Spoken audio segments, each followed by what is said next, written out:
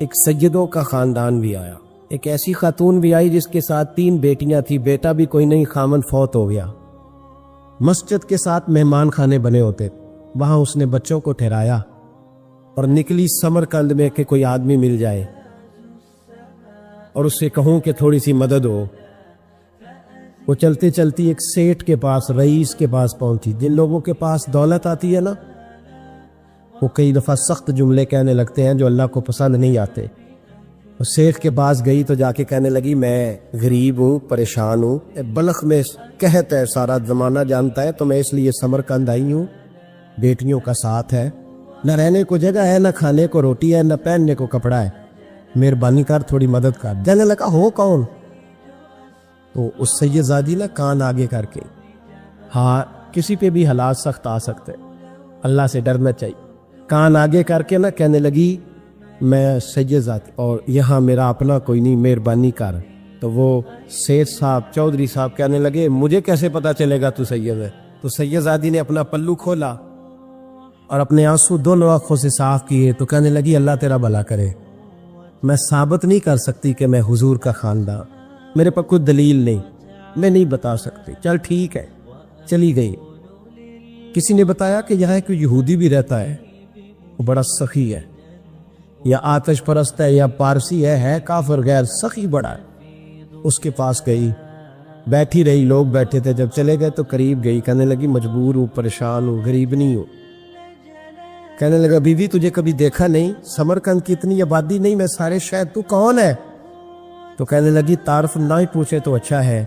اس نے کہا چلو اگر پتہ چل جائے تو۔ کہنے لگی میں مسلمانوں کے نبی کی اولاد ہوں۔ مسلمانوں؟ اس نے کہا پیغمبر خدا کی اولاد۔ اٹھ کے کھڑا ہو گیا، بی بی کو ساتھ لیا، گھر گیا، کہنے لگا جو صاف ستھرا کمرہ ہے نا اسے پھر دھو ڈالو، ایک دفعہ پھر دھو ڈالو۔ کمرہ دھلایا، صاف کرایا، پھر کہنے لگا بی بی میرے برتن زیادہ صاف ستھرے نہیں، میں نئے نہ خرید کے لا دوں۔ پھر نئے برتن لایا، پھر اپنے بچوں سے کہنے لگا اونچا نہ بھولنا، یہ سیدہ فاطمہ کی شہزادیاں آئی ہیں، یہاں کوئی شخص اونچی بات نہ کرے۔ پھر کہنے لگا بی بی جو میرا بالکل طیب اور حلال رزق ہے نا، یہ اس میں سے لنگر ہے، لیکن چونکہ میں غیب مسلم ہوں، مجھے سلیقے نہیں آتے، جیسا تیسا بھی ہو نا اسے قبول کر لینا۔ خاتون کو کہنے لگا یہ گھر ہے، جب تک جی چاہے یہاں رہنا، فکر دیکھنا، ہو سکے تو رات اپنے نبی سے سفارش کرنا، میرا بھی کوئی مسئلہ، میری بھی کوئی قبولیت کہیں ہو جائے۔ وہ مسلمان کہلانے والا رات کو سویا، کہتے جنت سجی ہوئی ہے، لوگ جنت میں جا رہے ہیں، لائنیں لگی ہوئی ہیں، نبی پاک لوگوں کو جنت میں بھیج رہے ہیں۔ میں بھی دوڑ کے لائن میں لگ گیا، فرشتے نے میرا بازو پکڑا، کا پیچھے ہٹ، تو میں دوڑ کے حضور کی بارگاہ میں گیا، میں حضور سارے جنت میں جا رہے ہیں، یہ مجھے نہیں جانے دیتا۔ نبی پاک نے فرمایا تو کون ہے؟ کہ یا رسول اللہ میں مسلمان ہوں۔ کہتے حضور مجھ سے فرمانے لگے کوئی دلیل ہے تیرے پاس؟ دلیل ہے کوئی تیرے پاس؟ میں چپ کر گیا، فرمایا میری بیٹی تیرے دروازے پر آ ہی گئی تھی تو دلیلوں کوشنے لگ گیا تھا۔ ہم جا دوڑ جا، سویرے آنکھ کھلی تو گلیوں میں ڈھونڈتا پھرتا ہے، تلاش کرتا پھرتا ہے، کونے کونے میں جاتا ہے وہ سادات کا گھرانہ کہاں گیا، ڈھونڈتے ڈھونڈتے اس غیر مسلم کے دروازے پہ جا کے پہچان لیا تو کہنے لگا خدا کا واسطہ جو تو نے نوکری کی ہے نا ان کی مجھ سے 11 گنا لے لے، یہ سادات کا گھر مجھے دے دے۔ تو کہنے لگا کل تو آتا تو شاید بات اور ہوتی، آج بات اور ہے۔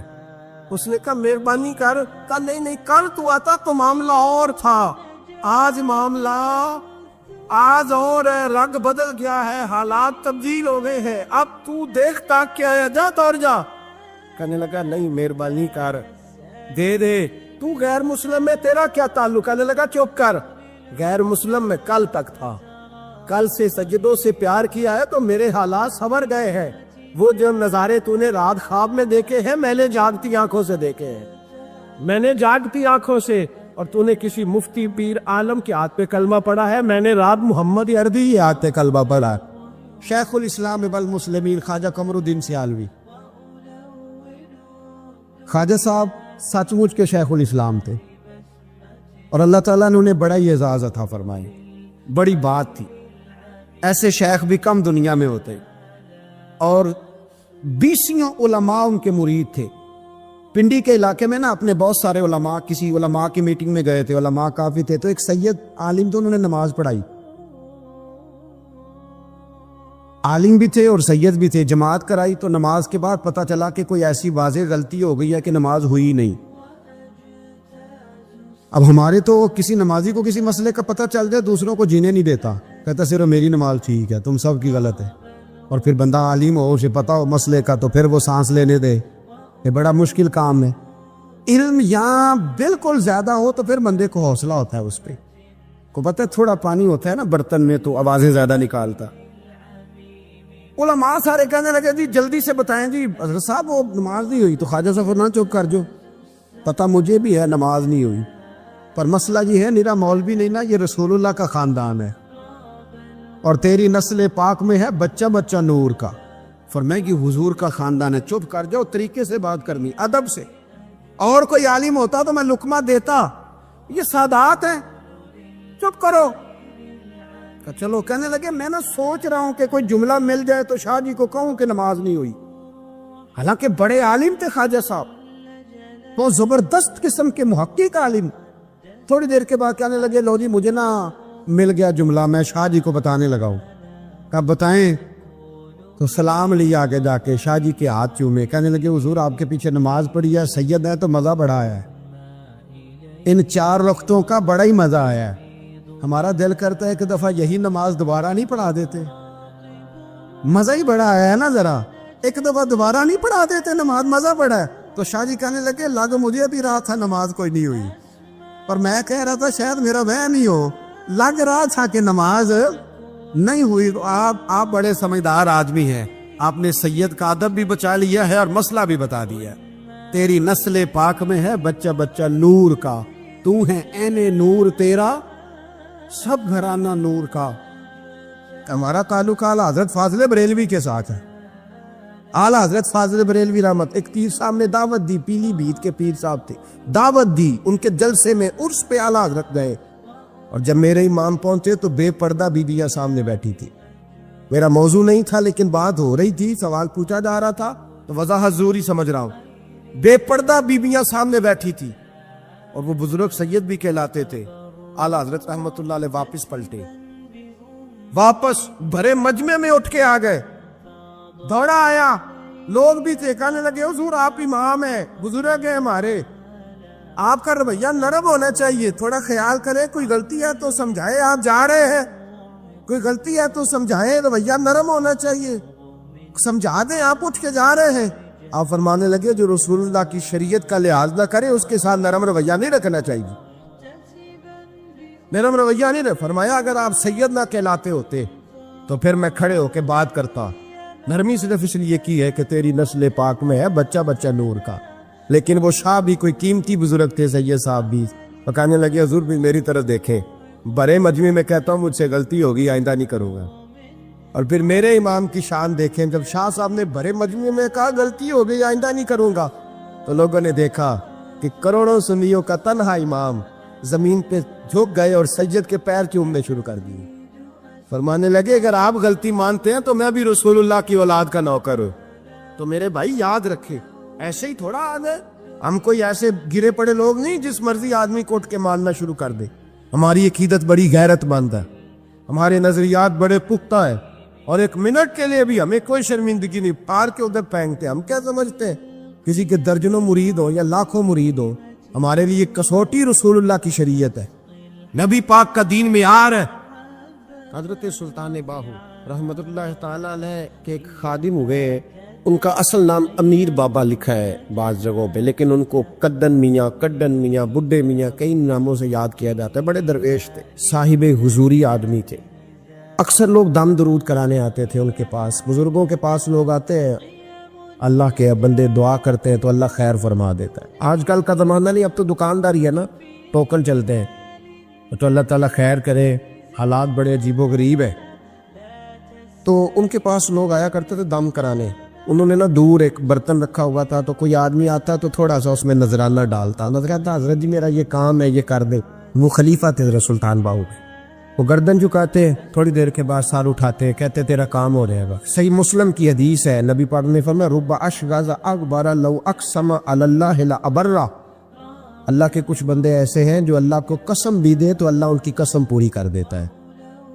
ان کے کپڑے مٹی سے بھرے ہوتے ہیں، پر اللہ کو کہہ دیں تو اللہ کر دیتا ہے۔ حضرت سلطان باہو کے وہ خلیفہ کہتے ہو جائے گا تو ہو جاتا۔ پھر کوئی بندہ آ کے کہتا جی نذرانہ ڈال دیا تو کام، گردن جھکاتے، کہتے اپنے پیسے نکال کے لے دا، تیرا کام کوئی نہیں ہونا۔ ایک دفعہ کچھ سید زادیاں آ گئیں، انہوں نے آ کے نا اس زمانے میں 100 روپیہ سمجھ لے کہ آج کل لاکھ روپیہ بابا جی کے نذرانے والے گلے میں ڈالا اور آ کے کہا کہ بابا ہمارے نا ایک بچے کو سزائے موت ہو گئی اور حلفاً بتاتے ہیں کہ ناجائز پھانسی کا حکم ہوا ہے، تو تیری رب رسول کی بارگاہ تک رسائی ہے، مہربانی کا، سیدوں کا بچہ ہے، مہربانی کا۔ بابا جی نے گردن جھکائی اور کہا اپنا 100 روپیہ نکال کے لے جاؤ، مشکل ہے بچہ بچے تو میں کچھ نہیں کر سکتا۔ سید آدمیاں تھی روتی ہوئی لوٹ گئیں، بچے کی نانی زندہ تھی، ان کو جا کے بتایا تو وہ رونے لگ گئی، کہنے لگی تمہیں بات نہیں کرنی آئی، اللہ کے بندے بڑے نرم دل ہوتے، تمہیں منانا نہیں آیا، ورنہ یہ ہو سکتا تھا۔ میں جاتی ہوں، وہ آئی 100 روپیہ ڈالا اور بابا جی امیر صاحب کے پاس بیٹھ کے کہنے لگی بابا بات یہ ہے کہ ہم سید ہے سارا ہمارے گھرانے کا، پر چلو آج تک رسائی تیری ہے، آج کل تیرے تعلقات مضبوط ہیں تو مہربانی کر، کوئی غلط بات نہیں، بچے کو پھانسی غلط ہو رہی، مہربانی کر۔ بابا کہنے لگا اماں میرے بس میں نہیں، میں بھی تو اللہ کا کمزور بندہ ہوں نا، مالک کا کمزور بندہ ہوں، کو ضروری نہیں، دعا پہ فضل ہوتا ہے، اگر اس کی مشیت ہو تو پھر بندہ کیا کر سکتا ہے۔ تو اماں یہ کام نہیں ہو سکتا، تو اماں رونے لگ گئی، کہنے لگی کوئی نہیں، میں قیامت کے دن حضور کی بارگاہ میں تیری شکایت کروں گی، میں کہوں گی کہ میں نے بتایا تھا میں سید ہوں، اس نے توجہ ہی نہیں کی، میرا کوئی خیال ہی نہیں کیا۔ بابا صاحب فرمانے لگے اماں پیسے نہ نکالنا، جا تیرا کام ہو جائے گا، جا تو ہو گیا تیرا مسئلہ ہو جائے گا۔ وہ آپ پیسے رکھتے تھے تو سال کے بعد 6 مہینے کے بعد مہینے کے بعد جا کے حضرت سلطان باہو کو دے کے آیا کرنے، وہ وہاں لنگر میں یا کسی جگہ خرچ کرتے۔ جس دن اس بچے کی پھانسی کا وقت تھا نا تو وہ بابا جی حضرت سلطان باہو کے پاس چلے گئے۔ حضرت سلطان باہو کے مزار پہ جو دوست گئے ہیں یا میرے ساتھ گئے ہیں وہ جانتے ہیں کہ گڑھ موڑ سے یوں مڑتے ہیں، آگے دربار ہے، تو گڑھ موڑ پہ حضرت سلطان باہو ان کے استقبال ان کو وہاں پتہ چل گیا کہ وہ آ رہا ہے، آئے دروازے گڑھ موڑ تک، مرید ساتھ تھے، تو حضرت سلطان باہو کہنے لگے یار تو نے اچھا نہیں کیا، اپنے خلیفے تو نے اچھا نہیں، کہنے لگے حضور چارہ کوئی نہیں تھا، سید زادیاں آ گئی تھی، حضور کا خاندان تھا، میں کیا کرتا۔ مرید کہتے ہمیں سمجھ نہیں آ رہی کہ یہ کیا ہو رہا ہے، کہنے لگے مجبوری تھی، کیا کرتا، کدھر جاتا، حضور کا خاندان تھا، کہا تو نے اچھا نہیں، کہتے ہمیں نہیں سمجھ آ رہی کہ تو نے اچھا نہیں کیا، وہ کہتے ہیں حضور کا خاندان تھا، اس کا معنی کیا ہے، کہتے تھوڑی دیر گزری بچہ وہاں سے رہا ہو گیا، حضرت سلطان باہو کے خلیفہ کا انتقال ہو گیا، وہ وصال کر گئے، وصال ہو گئے، آپ نے جنازہ پڑھایا، دفن کیا، تو غلام کہنے لگے حضور یہ ماجرا کیا ہے، آپ فرمانے لگی اس نے اللہ کے حضور دعا کی تھی کہ مولا جناب اسرائیل نے اس دن کسی نہ کسی کی روح لے نہیں آنا ہے نا، تو میری لے جائے۔ اب سید زادیاں دروازے پہ آ گئی ہے تو سادات کو تو خالی نہیں نہ بھیجا جا سکتا، مصطفیٰ کا خاندان ہے، حضور میری روح لے جائی جائے اور اس سید زادے کو چھوڑ دیا جائے۔ فرمایا اس نے اللہ کے حضور قربانی دے کے وَفَدَيْنَاهُ بِذِبْحٍ عَظِيمٍ، ایک سنار نے گلی میں ایک یتیم چھوٹے سے بچے کو گھومتے دیکھا تو سنار بے اولاد تھا، بچے کو اٹھا کے گھر لے آیا، 18 سال اس بچے کی پرورش کی، اس کو پالا پوسا جوان کیا۔ سنار کے پاس وہ دکان پہ چلا جاتا، وہ کئی دفعہ دکان پہ رہتا، کئی دفعہ گھر میں رہتا، ایک دفعہ وہ دکان پہ تھا، بچہ گھر تھا، 18 سال کا جوان، اس کی بیوی اکیلی تھی، وہ جس نے ماں بن کے پالا تھا اس نے اسی پہ حملہ کر دیا، اس کا بازو بری نیت سے تھاما، بیوی چیخی थोड़ी देर गुजरी तो वो नौजवान पैरों में बैठ गया, कहने लगा अम्मा पता नहीं मुझे क्या हुआ। शाम को सुनार आया, बीवी चीखने लगी, चिल्लाने लगी, कहने लगी आज अजीब बात हुई, जिसको मैंने जिगर का खून दे दे के पाला उसी ने गंदी नजर डाली। सुनार महवे हैरत है, बीवी का ख्याल था कि लाठ उठाएगा, डंडा उठाएगा, नौजवान को मारेगा, लेकिन वो रोने लग गया। उसने कहा आज उसने मेरा बाबू था, मैं जाने क्या किया है। परेशान होने लग गया, सजदे में गिर गया, कहा तू बताता क्यों नहीं। तो वो सुनार कहने लगा उसकी गलती नहीं, 18 साल के बाद आज मुझ पर भी शैतान सवार हुआ था। एक औरत आई थी, कुछ अपने बाजुओं में चूड़ियां पहनना चाहती थी, तो मैंने भी गंदी नज़र से हाथ डाला था। रब करीम ने मुझे फौरन उसकी सज़ा दी। जिनके घरों में बेटियां होती हैं उनकी नज़रें गंदी नहीं होती, जो बेटियों के बाप होते हैं, जो बहनों के भाई होते हैं, उनकी नज़रें गंदी। और अगर तू टेलीफोन करता है, तो किसी औरत के साथ ताल्लुक़ रखता है, तो ये बात लिख ले, इमाम फ़खरुद्दीन राजी 1, अल्लामा इस्माइल हक़ी 2, मुल्ला जलालुद्दीन रूमी 3, इमाम खाज़न 4, इमाम जलालुद्दीन सुयूती 5 हदीस के उस्ताद और मुहद्दिस लिखते हैं कि अगर तू किसी पर गंदी नजर डालेगा तो तेरा घर बच सकता हो, याद रख नहीं बचे, इसलिए कि तेरी नजर किसी की बेटी को बेटी समझ, ताकि तेरी बच्ची का पर्दा कायम रहे।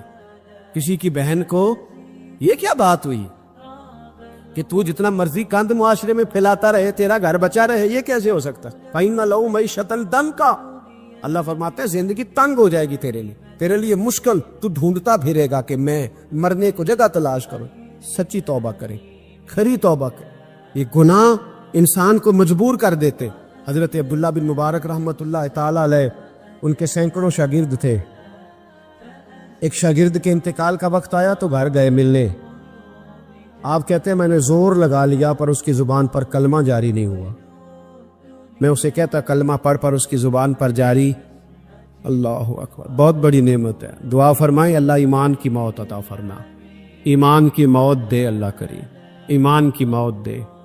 ऐसे भी लोग देखे हैं, मस्जिद नबवी है, रसूलुल्लाह का शहर है, सर सजदे में है, रूह परवाज कर गई, रूह पर। कितना नसीबों वाला है, कितना नसीबों वाला है कि मस्जिद नबवी में सर सजदे में रखा है और अल्लाह तबारक व तआला ने महबूब के कदमों में मौत अता फरमाई।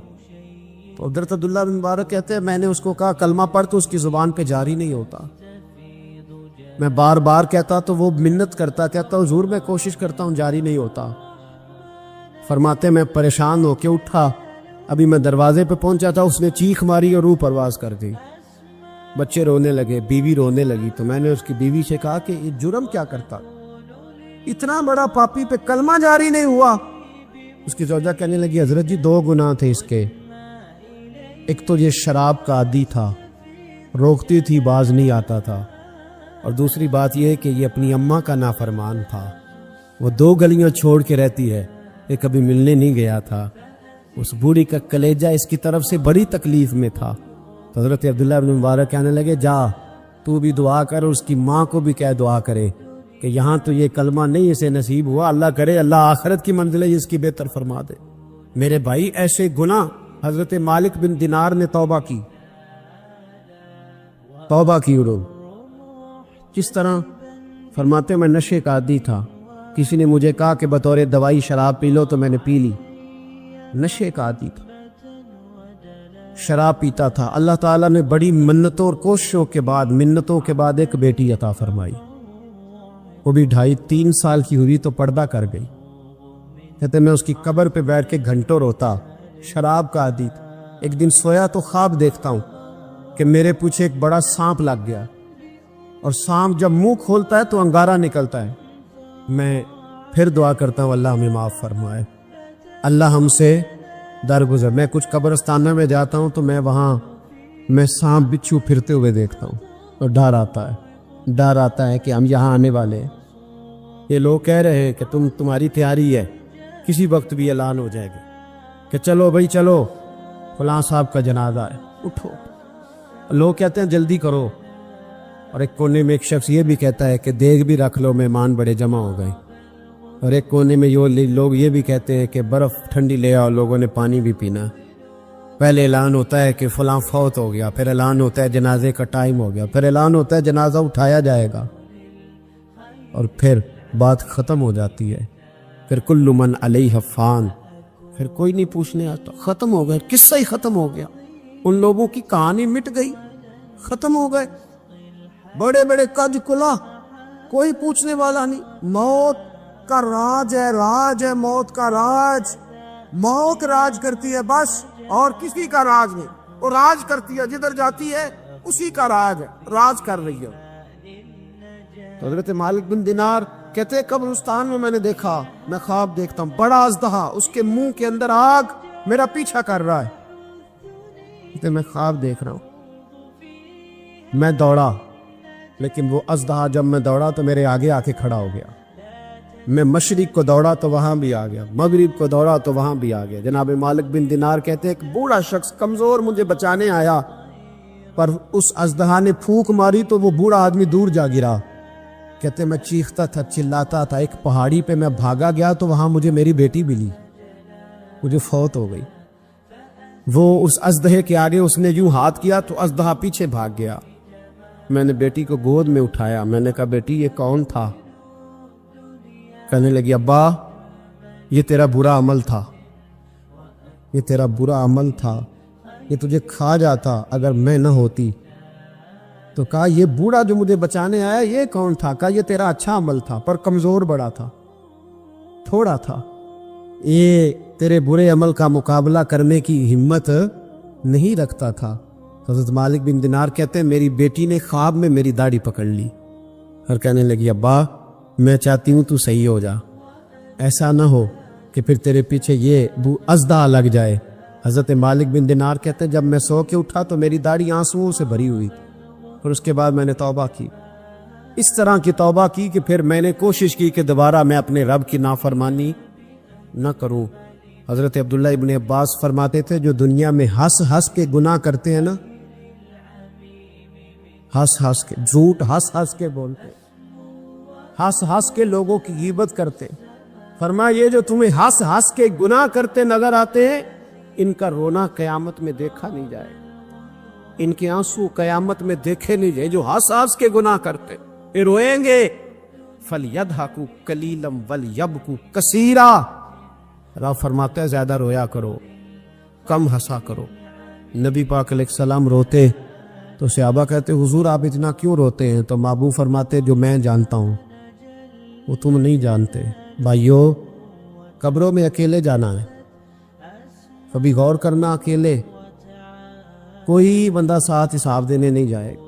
اماں بڑا پیار کرتی ہے لیکن قبر میں کبھی کوئی ماں بھی ساتھ دفن نہیں ہوتی.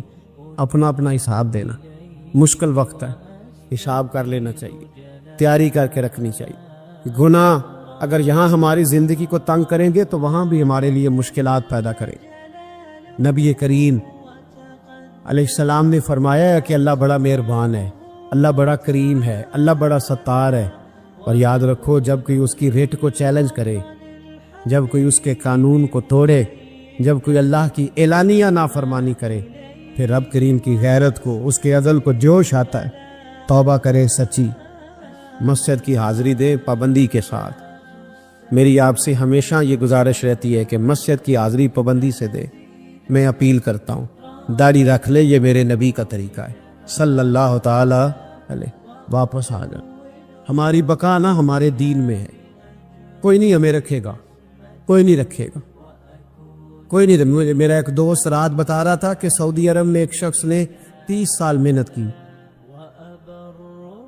تو جب وہ مرا ہے وہیں اس کے گھر میں فون کیا تو اس کے گھر والوں نے کہا جناب آپ کو مشکل ہوگی ڈیڈ باڈی بھیجنے میں، وہیں دفن کر دیں. ہاں اگر اس کا کوئی پیسہ ہے تو وہ ذرا اکاؤنٹ میں بھیج دیں، بچیوں کو ضرورت ہے.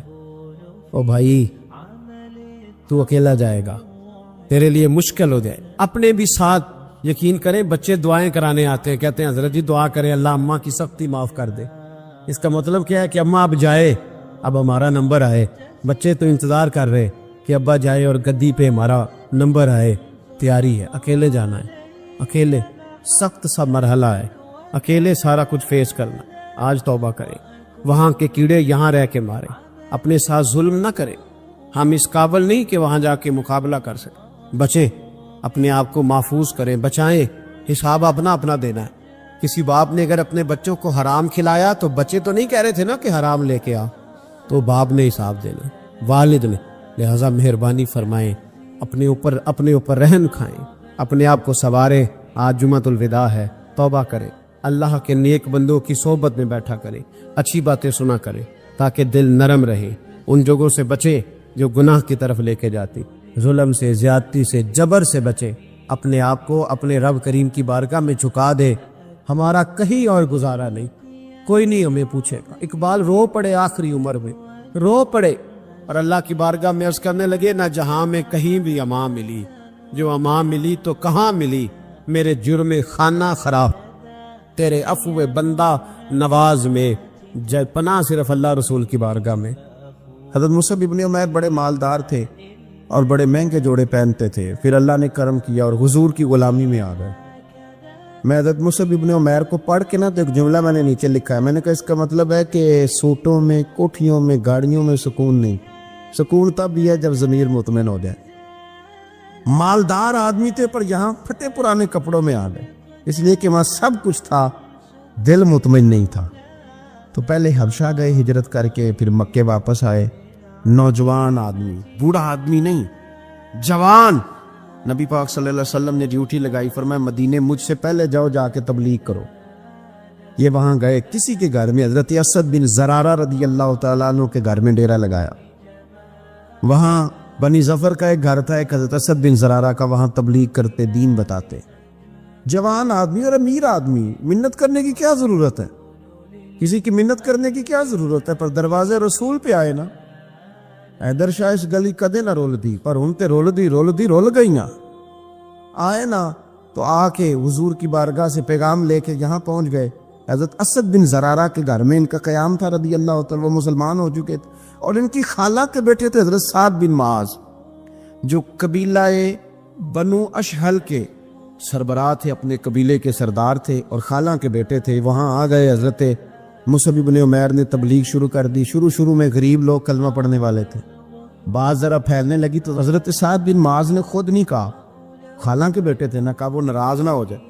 حضرت سید ابن حدیر کو بلایا اور بلا کے کہنے لگے، یار تو جا، میرا وہ خالہ کا بیٹا ہے، میں کوئی بات کروں گا تو وہ ناراض ہو جائے گا، جا سمجھا. وہ ہمارے سادہ لوگوں کو کہہ رہے ہیں کہ تمہارے باپ دادا بھی گمراہ تھے، بت پوجتے تھے، واپس آؤ.